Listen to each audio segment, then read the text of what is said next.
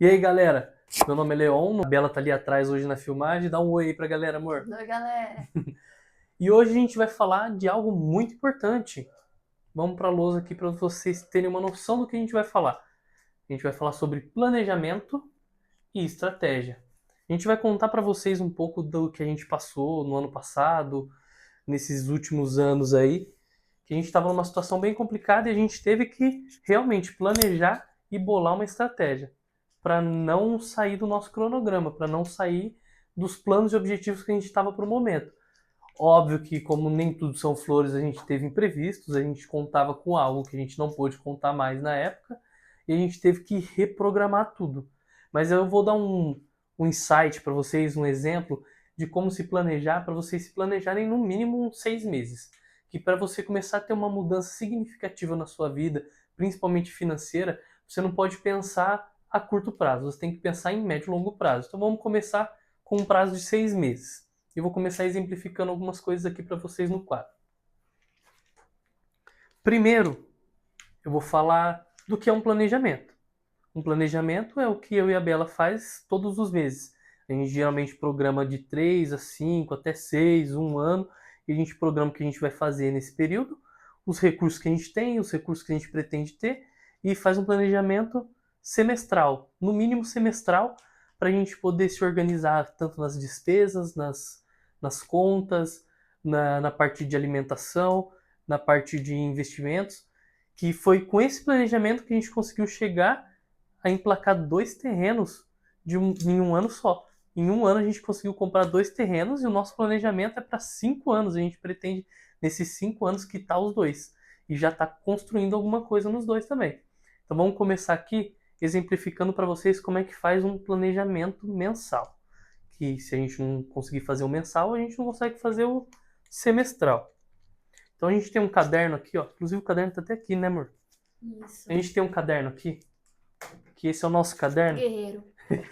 Ele tem até bastante folha, que é pra gente escrever bastante coisa. E aqui a gente sempre vai planejando os meses, ó. Novembro, dezembro, a gente já tem o planejamento do que a gente paga, do que a gente gasta, do que a gente pretende gastar, até Fevereiro. fevereiro de 2026. Então a gente vai começar o ano já sabendo como a gente vai começar o ano. Sem surpresa esse ano, né, amor? Exato. Então vamos lá. Vamos supor que agora a gente estivesse no meio do ano, vai, maio. A gente começa maio, junho, julho, agosto, setembro. E vamos parar por aí. Depois a gente entende mais ou menos a lógica, conforme vai fazendo. Então vamos começar lá por maio. Em maio, a gente estava com um planejamento. Vamos supor, vamos falar não de maio de 2025, vamos falar de maio de 2024. A gente deu uma. A gente se perdeu um pouco nas contas, a gente estava num processo de mudança e tivemos uns gastos inesperados. Então a gente entrou naquele vilão que eu falei para vocês no último vídeo, que era o cartão de crédito.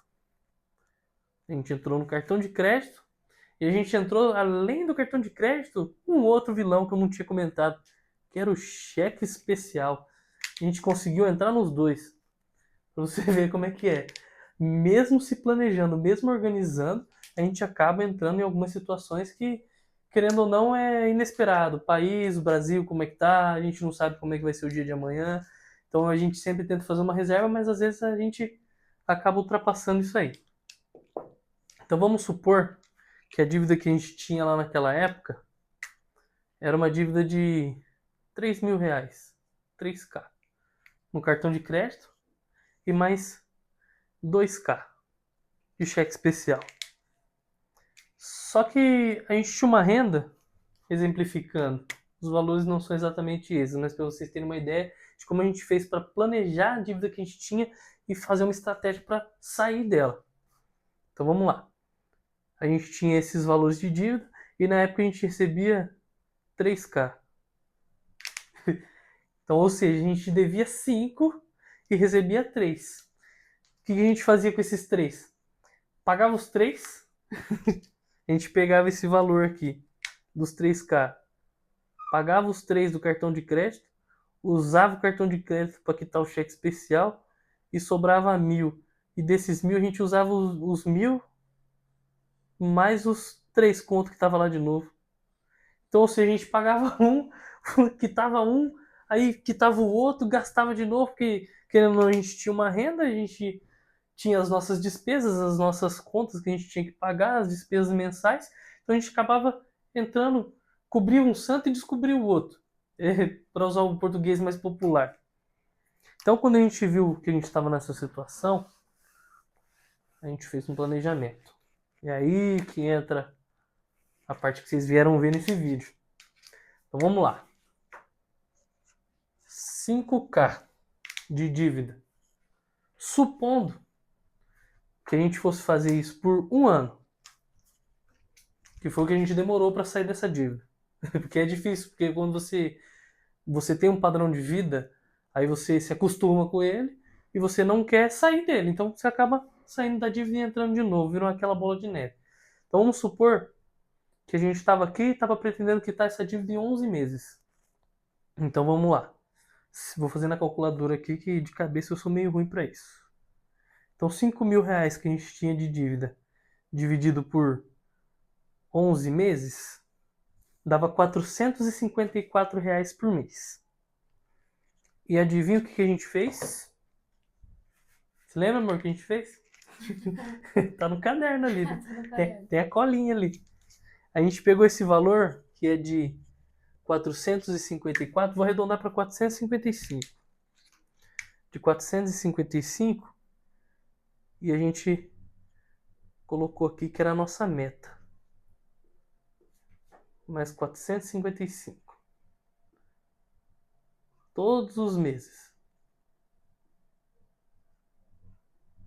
E assim sucessivamente. Que esse era o objetivo que a gente tinha para quitar a nossa dívida em um ano. Um ano parece bastante tempo, às vezes para outras pessoas parece pouco tempo.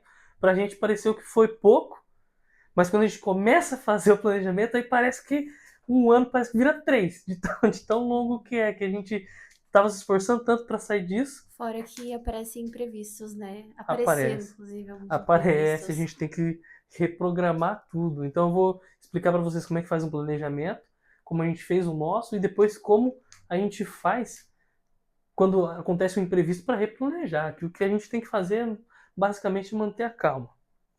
Então a gente tinha lá o nosso valor de 3.000, que a gente começou a agir diferente.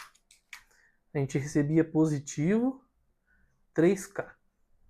O nosso custo de vida na época, com alimentação e tudo mais, a gente estava gastando. Nossa, a gente gastava horrores com alimentação. Agora que a gente mudou nossa dieta, mudamos a forma de fazer compra, fazendo a semanal, a gente começou a economizar muito mais. Mas vamos dizer aí que nosso custo de vida dava os 3K. Esse era o nosso custo de vida. Então a gente gastava o que a gente ganhava só para sobreviver. E como que a gente faz para pagar aqueles 5.000? Primeira coisa que a gente fez, paramos de pagar tudo. Pô, mas vocês são loucos, vai sujar o nome. Gente, eu vou explicar uma coisa para vocês que muita gente nunca, eu acho que nunca ouviu falar sobre isso. Mas o seu nome, que sua mãe, seu pai te deu, não vai ser sujo por causa de uma dívida de 5.000 reais no cartão de crédito, gente. O nome de vocês é de vocês. A vida de vocês é de vocês. Não é porque você teve um imprevisto na sua vida, como qualquer pessoa pode ter, que você vai ficar com o seu nome sujo. Isso daí é o que as empresas de crédito pregam para você ir lá e pagar os juros, pagar a dívida. Só que quando você deixa de pagar, abre um leque de possibilidades. Porque ele tá vendo que você tá lá todo mês, se matando, seu dinheiro entra, paga, gasta, gasta, paga, entra, paga. Aí quando você para de pagar, o banco fala, opa, acho que a gente vai tomar um calote. E aí o que ele faz? Depois que passam uns 2 meses, ele começa a querer negociar com você. Ele abre margem para negociação. Então aqueles 5.000 que você estava devendo, você vai continuar devendo os 5, mais os juros que ele joga lá. Aí no final das contas fica devendo 9.000 no total. Só que desses 9.000 aqui é o que ele fica pregando para você, porque você entra no rotativo. Só que quando ele vê que você não vai pagar, ele abre a margem para negociar. E aí você vai lá e fala assim, não, beleza, então o negócio é o seguinte, eu sei que eu usei os 5.000, eu quero pagar os mesmos 5.000 parcelado. Tem como? O banco, na maioria das vezes, ele vai concordar. E se ele não concordar, você espera um pouco mais, que às vezes esses 5 mil reduz até para uns 3 aí. É, que o pessoal fala assim, antigamente caducava, né? Hoje em dia não caduca mais. O que é errado também, que na minha opinião, se tem uma dívida, você comprou, você tem que pagar. A Bela sempre fala, a gente tem que honrar com as nossas dívidas. Se a gente não honra nem com a nossa palavra, a gente vai conquistar o que na vida? Sim, lembrando que é uma questão estratégica mesmo para quando você não tem opção, né? Sim, Você tem que definir as prioridades, né? E no caso, as nossas prioridades já dava, né? é, Supondo aí que era 3.000, né? uhum. Já dava o valor que a gente Que a gente ganhava, ganhava na já época. cobria o nosso custo de vida e só. Não dava para ter nem muito luxo e nem para ficar caindo na besteira de ficar gastando o cartão, o cheque especial de crédito e outras coisas afins. Então o que a gente fez? A gente colocou como meta que a gente ia fazer esse valor de R$ 455 todos os meses de renda extra. Vocês já ouviram falar desse termo? Vou até escrever aqui, ó. Renda extra. Que inclusive depois a gente pode trazer um vídeo aqui, se a galera quiser, só explicando, né, quais Sim. os tipos de renda extra aí que tem pra fazer, várias opções que tem, né? Inclusive dentro São, da internet também. são infinitas as Exato. possibilidades. Inclusive, a gente está trabalhando aqui hoje com vocês, crescendo nosso canal no YouTube, mostrando muita coisa que a gente viveu. E isso também é uma forma de renda extra que a gente estava fazendo na época. Deu certo, a gente estava fazendo com o canal Dark. E agora a gente resolveu mostrar, cara, porque agora a gente tem referência para falar que deu certo. Então vamos lá. Ah, pô, mas sempre vai ter aquele empecilho, pô, mas é difícil, porque como é que eu vou fazer renda extra se eu trabalho. Na época eu também trabalhava, eu trabalhava não, trabalho ainda, viu, gente? Eu tenho meu trabalho pra fora ainda. Trabalhava, eu saía de casa pra entrar no serviço às 7 horas, eu levantava 5 horas da manhã pra sair de casa umas 5 e meia. Tinha o trajeto que na época eu ia de moto, mas ainda assim demorava, porque eu dava quase 40 quilômetros da onde a gente trabalhava pro meu trabalho, da onde a gente morava pro meu trabalho. E eu já tinha uma hora e pouco só de translado. Aí depois trabalhava até as 5 da tarde, das 7 às 5 da tarde, almoçava na empresa, levava minha marmitinha também, que era uma forma de economizar para não ficar comprando comida na rua, e isso é mágico. Café da manhã também, Café né? da manhã, eu levava meu pãozinho, a Bela fazia meu pãozinho, fazia marmitinha. Chegava que nem aquelas criancinhas na escola com a lancheirinha, a marmitinha, o café da manhã por cima, o almoço embaixo, e às vezes tinha até um cafezinho da tarde ainda, quando dava tempo de comer, uma bananinha, alguma coisa. Então o que eu fazia? Chegava do trabalho, saía do trabalho às 5 horas da tarde, chegava em casa, demorava mais uma hora e meia para chegar. Tinha vezes que chegava em casa às 7 horas, né? Isso quando Exato. não tinha um servicinho mais embaçado aí, que eu trabalho no operacional. Então, quando eu tinha um serviço mais complicado, às vezes eu ainda tinha que fazer uma hora extra, passar um pouco do horário. Então, às vezes eu chegava em casa às 8, 9, 10 horas da noite. Pô, mas como é que vocês fizeram para fazer renda extra? Então, primeiro, a Bela faz os trabalhos dela de estética, se profissionalizou, né, amor? Se Isso. especializou. Inclusive, a gente está Uhum. aqui no estúdio que a gente reformou e tal, que ela estava trabalhando aqui. Agora a gente viu que o digital está fluindo um pouco mais, então a gente guardou todas as coisinhas dela aqui de estética. E depois, quando a gente sair daqui do aluguel e for para nossa casa, aí a gente vai abrir o estúdio lá novamente. Mas sem pressa, um passo de cada vez. Então, o que ela fazia? Ela começou a atender em casa, na época era um aluguel, a gente pagava aluguel também.